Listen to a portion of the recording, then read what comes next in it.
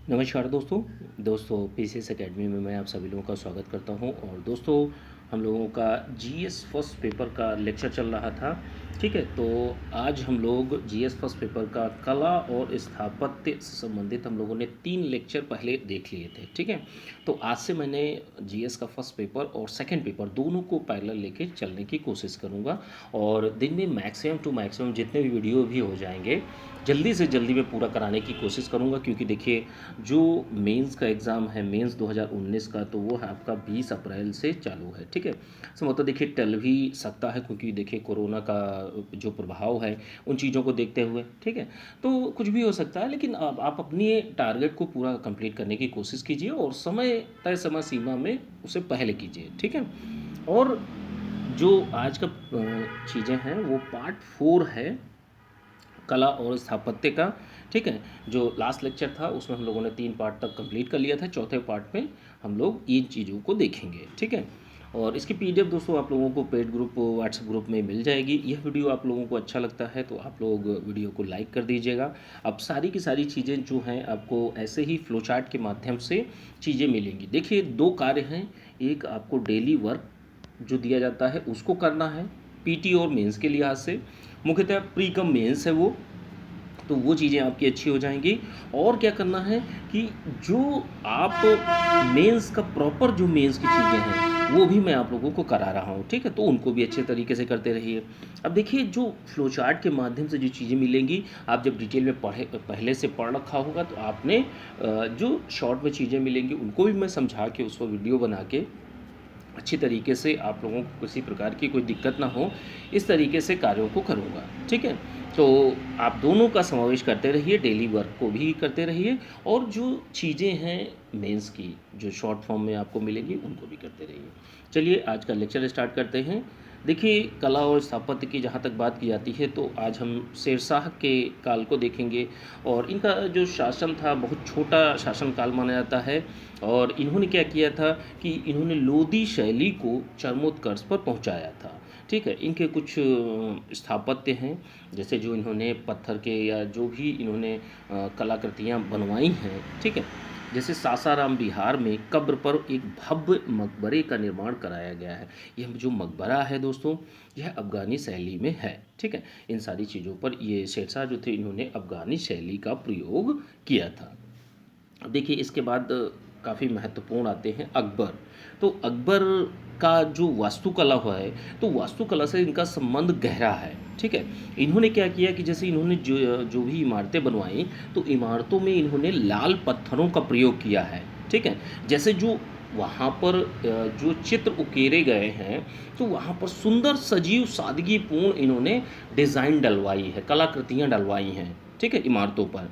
अब देखिए, इमारतों की जहाँ तक बात कर लेते हैं, कौन कौन से स्थापत्य इन्होंने बनवाए हैं, तो इनकी बात कर लेते हैं। तो जैसे सबसे पहली बात यही है कि इलाहाबाद का किला, इलाहाबाद के किला का निर्माण अकबर जो हैं 1583 ईस्वी में इनका निर्माण करवाते हैं। और यह गंगा यमुना सरस्वती के संगम पर यानी प्रयागराज में यह इलाहाबाद का किला स्थित है। दूसरी इनकी महत्वपूर्ण स्थापत्य की चीज़ कौन सी थी, वो है आपकी फतेहपुर सीकरी। ठीक है, देखिए आगरा के समीप पहाड़ी पर स्थित है और यह उत्तर पश्चिम भाग में 20 मील की कृत्रिम झील से सुरक्षित किया गया है। कि जैसे फतेहपुर सीकरी है तो 20 मील की एक कृत्रिम झील है, तो उससे सुरक्षित भी किया गया है। ठीक है, इसमें जो फतेहपुर सीकरी है, ठीक है, तो इसमें चार दीवारी का भी प्रयोग किया गया है। ठीक है, और तुर्की में, ठीक है, राजमहल मस्जिद भी है। इसी के अंदर फतेहपुर सीकरी में ही राजमहल मस्जिद भी है और इसमें एक स्नानागार भी है। और क्या चीज़ें हैं इसमें कि जैसे यहाँ जो फतेहपुर सीकरी है तो यहाँ पर विद्यालय, औषधालय, इन सारी चीज़ों का निर्माण करवाया गया है। ठीक है, तो ये फतेहपुर सीकरी की बात हो गई। अब अगली चीज़ क्या है, अगली चीज़ है जो अकबर थे, अकबर की जो स्थापत्य है उसमें आता है दीवाने खास। तो दीवाने खास क्या है, दीवाने खास देखिए लाल पत्थरों से बना हुआ कर्मचारियों की बहस के लिए एक, जैसे होता ना कि एक मतलब हॉल टाइप में। ठीक है, तो वहाँ पर लाल पत्थरों से बनवाया गया है और कर्मचारियों की बहस की सुनने के लिए यह चीज़ बनवाई गई थी। और ऐसे ही दीवाने खास और दीवाने आम, तो दीवाने आम में क्या होता था, दीवाने आम में जो इस बिल्डिंग का निर्माण करवाया गया, इस इमारत का जो निर्माण करवाया गया है, तो इसमें क्या है, निर्माण एक ऊंची कुर्सी पर किया गया है और इसमें क्या है कि इसमें लाल पत्थरों का प्रयोग किया गया है। ठीक है, तो ये कुछ मुख्य मुख्य बातें हैं। ये अगर चीज़ें याद आपको रहती हैं तो आप अच्छे से आंसर राइटिंग कर ले जाएंगे। ठीक है, अब देखिए कुछ और चीज़ें हैं अकबर के काल में ही निर्मित की, जैसे पंचमहल। तो पंचमहल क्या है, पंचमहल एक खंभों पर निर्मित 5 मंजिला इमारत को पंचमहल कहा जाता है। ठीक है, और प्रत्येक मंजिल में क्रमशः छोटी से अंतिम में एक गुंबद बना हुआ है। ठीक है, तो ऐसी कुछ चीज़ें हैं। पंचमहल हो गया, जोधाबाई का महल हो गया, जोधाबाई का जो महल है वो फतेहपुर सीकरी में ही है। और चारों कोनों पर, जैसे मान लीजिए चारों कोने हैं, तो चारों कोनों पर गुंबदों का निर्माण किया गया है। ठीक है, ये चीज़ें हैं। और ऋतुओं के अनुसार कमरों की व्यवस्था की गई है। क्या की गई है, ऋतुओं के अनुसार कमरों की व्यवस्था की गई है कि सर्दियों में किस कमरे में रहना है और गर्मियों में किस कमरे में रहना, तो बहुत सीजन को देखकर कमरों का निर्माण किया गया है। जामा मस्जिद की बात कर लेते हैं, तो जामा मस्जिद फतेहपुर सीकरी में भी है और दिल्ली में भी है। तो अकबर ने जो फतेहपुर सीकरी में है उसका निर्माण करवाया था और आयताकार है, ध्यान रखिएगा, आयताकार है, आयताकार इसकी आकृति है और 542 फीट लंबी है। ठीक है, ध्यान रखिएगा, जामा मस्जिद जो है 542 फीट, ये वाली लंबाई जो है 542 फीट है और 438, यह जो चौड़ाई है 438 फीट है। ठीक है, इसमें 3 गुंबद भी बने हैं। तो ये कुछ विशेषताएं हैं जामा मस्जिद की। अब देखिए मैं कुछ दोस्तों आप लोगों को कुछ पिक्चर भी दिखाना चाहता हूँ, लेकिन कुछ थोड़ा सा रिसोर्सेज की कमी की वजह से मैं नहीं दिखा पाता। नहीं तो सही चीज़ इस तरीके से होती कि जैसे इसी में आपको एक पिक्चर भी देखने को मिलती कि हाँ जामा मस्जिद क्या है, इसमें 4 गुंबद कहाँ लगे हैं, इसमें क्या चीज़ें कहाँ से हैं। तो अगर इस तरीके से चीज़ें होती तो और बेहतर होती। ठीक है, तो फिर भी मैं प्रयास करूँगा जल्द से जल्द आप लोगों को बेस्ट टू बेस्ट देने की। ठीक, चलिए आगे देखते हैं आगरे का किला। तो आगरे के किले का भी निर्माण अकबर ने करवाया था 1565 ईस्वी में और इसके वास्तुकार जो थे वो कासिम खां थे। ठीक है, इसका प्रमुख द्वार जो है दिल्ली दरवाजे के नाम से जाना जाता है। इस पर क्या है कि जैसे संगमरमर से बना है, एक चीज़ है।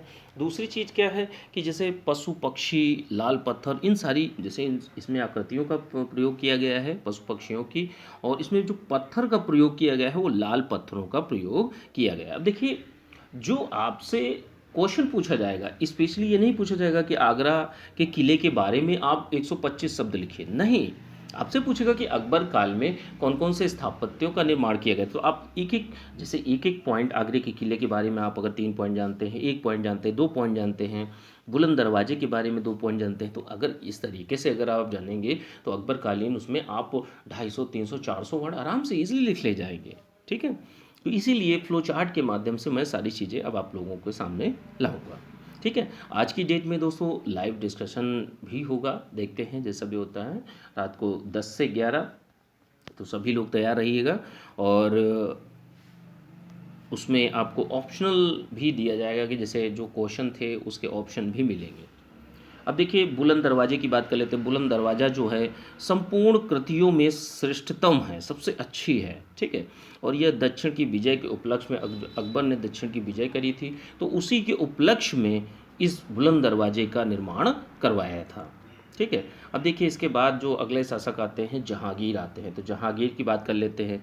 तो यहाँ पर जहांगीर के समय तक पहुँचते पहुँचते वास्तुकला का ठहराव आ गया था और यहाँ पर कोई मानक इनको ज़्यादा दिखाई नहीं पड़ते, लेकिन कुछ चीज़ें मिलती हैं जो स्थापत्य के मामले में जहांगीर बनवाते हैं। जैसे अकबर का मकबरा, तो अकबर का मकबरा आगरा के निकट सिकंदरा में स्थित है। चारों दिशाओं में प्रवेश द्वार हैं कि जैसे चारों दिशाओं ये जो हैं, ठीक है, चारों दिशाओं में प्रवेश द्वार है। चारों कोनों पर संगमरमर की 4 मीनारें बनी हुई हैं और यह 5 मंजिला है। अकबर का जो मकबरा है वो 5 मंजिला है। प्रवेश द्वार पर फारसी की पंक्तियाँ लिखी हुई थी। ये कुछ विशेषताएं हैं अकबर के मकबरे की। अब देखिए एतमादुद्दौला का मकबरा, तो यह आगरा में ही है और यमुना नदी के किनारे पर बना है। 1626 ईस्वी में नूरजहाँ के द्वारा इसको बनवाया गया था और संगमरमर और लाल पत्थरों का इसमें प्रयोग किया गया है। ठीक है, संगमरमर कौन सा, इसमें वाइट मार्बल्स का प्रयोग किया गया है, श्वेत संगमरमर का प्रयोग किया गया है। ठीक है। अब अगला जो शासक है कला और स्थापत्य के संदर्भ में, तो वो है शाहजहाँ। ठीक है, जहांगीर के बाद आते हैं शाहजहाँ। तो स्थापत्य का यह स्वर्ण काल माना जाता है शाहजहाँ। ठीक है। और इन्होंने, शाहजहाँ ने क्या किया था कि राजधानी आगरा से दिल्ली स्थानांतरित कर दी थी। तो दिल्ली का लाल किला इन्होंने बनवाया था। दिल्ली का लाल किला जो आप लोग घूमने जाते हैं, तो वो लाल किला जो है शाहजहाँ ने बनवाया था। 3100 फीट लंबा है, 1650 फीट चौड़ा वर्गाकार आकृति है। ठीक है। तो इस तरीके से यह दिल्ली का लाल किला है। प्रवेश द्वार जो है पश्चिम और दक्षिण में है। पश्चिम में लाहौरी गेट है, अत्यंत महत्वपूर्ण है। और लाल किले के बाहर एक चबूतरे पर जामा मस्जिद बनवाई गई है। ठीक है। तो ये कुछ चीज़ें हैं। एक चबूतरे का भी निर्माण किया गया है लाल किले के बाहर। जैसे भी आप जाएंगे तो देखेंगे क्या एक चबूतरा आपको मिलता है। ठीक है। अब मोती मस्जिद की बात कर लेते हैं। तो मोती मस्जिद देखिए शाहजहाँ के द्वारा बनवाई गई, आगरा में है और 1654 ईस्वी में बनवाई गई थी। यह सुंदर गुंबद है। ठीक है। और इसका निर्माण जो है वो श्वेत संगमरमर से, वाइट मार्बल से किया गया है। अब सबसे महत्वपूर्ण स्थापत्य जो है ताजमहल, जो कि बहुत ही ज़्यादा दुनिया में फेमस है, जो कि शाहजहाँ के द्वारा बनवाया गया। तो देखिए ताजमहल की जहाँ तक बात करते हैं, तो विश्व को दिया गया सर्वश्रेष्ठ उपहार है। और प्रिय पत्नी, इनकी पत्नी थी शाहजहाँ की अर्जुमंद बानो बेगम, तो इनकी स्मृति में उन्होंने 1631 ईस्वी को बनवाया था। वास्तुकार कौन थे? वास्तुकार थे आपके ईशा खां। इनकी मीनारें 3 मंजिला हैं और 137 फीट ऊंचाई है इसकी। और इसमें मकराना का, देखिए बाकी के ऊपर जितनी चीज़ें थी उसमें वाइट मार्बल्स का प्रयोग किया गया है, लेकिन इसमें मकराना के संगमरमर का प्रयोग किया गया है। और लगभग 17 वर्षों में यह बनकर तैयार हुआ था। ठीक है। और दोस्तों आज हम लोग जीएस फर्स्ट पेपर का लेक्चर कला स्थापत्य का चौथा पार्ट देख रहे हैं। अब इसके बाद में हम लोग डायरेक्ट हिस्ट्री में लेते हुए फिर कंप्लीट करेंगे सारी चीज़ों को। और दिन में जीएस फर्स्ट पेपर और सेकंड पेपर दोनों की वीडियोस आपको आएंगे, आंसर राइटिंग भी आएगी और अन्य वीडियोस भी आएंगे। चलिए आगे देखते हैं। बस ये आज का आपका चौथा लेक्चर कंप्लीट हो चुका है। ठीक है। 5वें लेक्चर में जो पहले हम जो लिखने के लिए दिया जाता था, तो वो अभी एक पार्ट है लिखने वाला। बाकी अब इसके बाद से आपको सारी की सारी चीज़ें फ्लो चार्ट के माध्यम से मिलेंगी। ठीक है। तो अच्छे से दोस्तों आंसर राइटिंग करती रहिए। और इसकी पीडीएफ दोस्तों आप लोगों को जो पेड व्हाट्सएप ग्रुप है उसी में मिलेंगी। पेड व्हाट्सएप ग्रुप के लिए डिस्क्रिप्शन में डिटेल पड़ी हुई है, देख सकते हैं, या तो इस नंबर पर मैसेज कर सकते हैं। चलिए ठीक है, थैंक यू देखने के लिए।